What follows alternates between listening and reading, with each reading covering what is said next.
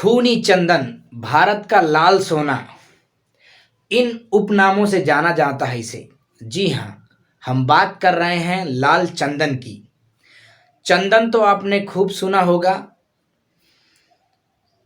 कर्नाटक में सबसे ज़्यादा चंदन, सबसे बड़ी मात्रा में चंदन कर्नाटक में पाया जाता है, लेकिन लाल चंदन भारत में सिर्फ कुछ ही जगह पाया जाता है। जैसे आंध्र प्रदेश के 4 जिले हैं, चित्तूर, कडप्पा, कर्नूल और वेल्लोर। इन 4 जिलों में, और ये चारों जिले शेषाचलम पहाड़ियों के ऊपर स्थित हैं जो आंध्र प्रदेश में है और तमिलनाडु से सटे हुए हैं। लाल चंदन के पेड़ की औसत लंबाई लगभग 8 से 11 मीटर तक होती है। अब आप सोचेंगे कि ये लगभग कितना महंगा बिकता होगा, तो 1 किलो लाल चंदन की कीमत 30 से 35 हजार रुपये होती है। अगर एक पेड़ को तैयार किया जाए पूरा, तो लगभग 6 से 7 लाख रुपए इसकी कीमत पहुंच जाती है। 6 से 7 लाख रुपए एक पेड़ की कीमत। एक मूवी अभी रिलीज हुई है, ब्लॉकबस्टर मूवी है, आपने देख ली होगी, पुष्पा। पुष्पा मूवी लाल चंदन के इर्द गिर्द ही घूमती है। पूरी उसी की कहानी दिखाई गई है, उसी के एर फेर पूरी कहानी है, उसकी तस्करी से रिलेटेड है। जब लाल चंदन की शूटिंग चल रही थी, तो किसी ने पुलिस को खबर दे दी कि वहाँ पे लाल चंदन की लकड़ियाँ मौजूद हैं।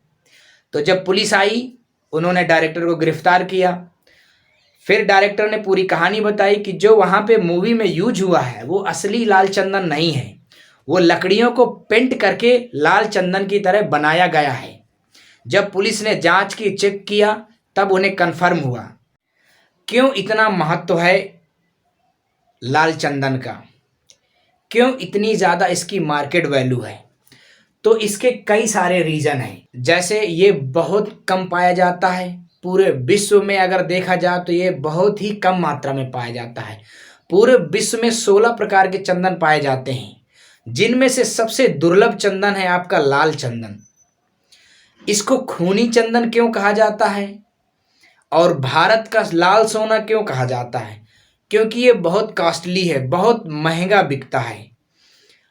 और महंगाई का एक कारण और भी है, ये बहुत टाइम में इसका पेड़ तैयार होता है। जैसे 25 से 30 साल नॉर्मली इसको पूरा पेड़ तैयार करने में लग जाते हैं।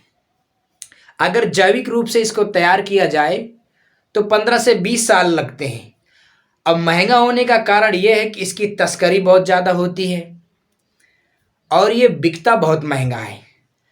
तस्करी सबसे ज़्यादा इसकी चीन, जापान, इन देशों में की जाती है, क्योंकि वहाँ पे चंदन का उपयोग आयुर्वेदिक चीज़ों में, औषधियाँ बनाने में, और ख़ासकर चीन में औषधि के रूप में और फर्नीचर के रूप में बहुत ज़्यादा किया जाता है। चीन में 1400 से 1700 सेंचुरी तक मिंग राजवंश का शासन था। वो चंदन की लकड़ी का प्रयोग बहुत करते थे और चंदन की लकड़ियों का प्रयोग फर्नीचर में, घर बनाने में, ये सब में उनको बहुत पसंद था। आज भी वहाँ पे एक म्यूज़ियम बना हुआ है, रेड सैंडलवुड म्यूज़ियम, जो पूरी तरह से लाल चंदन का बना हुआ है। और लाल चंदन के फर्नीचर बहुत खूबसूरत होते हैं। लाल चंदन की एक खासियत, इसमें खुशबू बिल्कुल भी नहीं होती है। जबकि सफ़ेद चंदन, जो गेहुए कलर का चंदन आता है, जो आप लोग घरों में यूज़ करते हैं, उसमें खुशबू होती है, लेकिन लाल चंदन में बिल्कुल भी खुशबू नहीं होती। अब आपको ये लग रहा होगा कि जैसे हम कहीं जा रहे हो और हमें दिख जाए तो हम पहचान जाएंगे कि ये लाल चंदन है। जब आप उसको जब देखेंगे तभी पहचानेंगे, क्योंकि वो बाहर से लाल नहीं दिखता। जब उसकी पेड़ की छाल निकाली जाती है, तब जो अंदर का तना होता है वो लाल दिखता है। और इसकी एक खासियत और है, ये पानी में तैरता नहीं, ये पानी में डूब जाता है। इसकी खास पहचान है कि ये पानी में डूब जाता है।